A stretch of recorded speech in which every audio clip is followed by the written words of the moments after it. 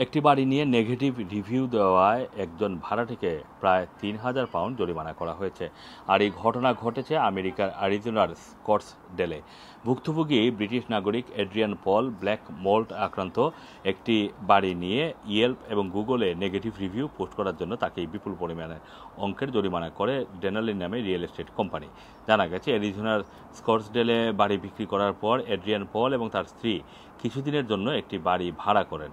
এজন্য তাদেরকে একটি লিজ পেপারের এগ্রিমেন্ট সিগনেচারও করতে হয়। এগ্রিমেন্টের পেপারে বাড়ির ব্যাপারে কোনো ধরনের নেগেটিভ রিভিউ দেওয়া যাবে না বলে উল্লেখ করা থাকে। পরবর্তীতে এই দম্পতি যখন বাড়িটি পরিদর্শন করেন তখন তারা সেখানে বিশাল আকৃতির ব্ল্যাক মোল্ড দেখতে পান। বিষয়টি সমাধানের জন্য তারা প্রপার্টি ম্যানেজমেন্ট সংস্থাকে অনুরোধ করেন, কিন্তু ডেনালি কর্তৃপক্ষ তাদের কোনো ধরনের ব্যবস্থা নেয়নি। এরপর এড্রিয়ান এবং পল ইয়েল্প এবং গুগলে তাদের অভিজ্ঞতা সম্পর্কে দুটি রিভিউ পোস্ট করেন। এরপর এড্রিয়ান পলকে রিয়েল এস্টেট কর্তৃপক্ষ মোট ২,৯৪০ পাউন্ড চার্জ করে। এই ঘটনাকে অমানবিক হিসেবে উল্লেখ করেছেন এড্রিয়ান পল।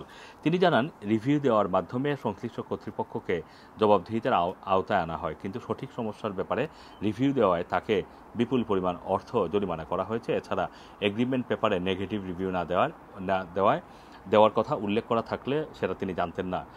কিন্তু ২০১৬ সালে পাশ হওয়া মার্কিন আইন অনুযায়ী নেগেটিভ রিভিউ দেওয়ার ব্যাপারে কারোর উপর রিয়েল এস্টেট কর্তৃপক্ষ জরিমানা করতে পারবে না। আসম মাসুম, রানার টিভি, লন্ডন।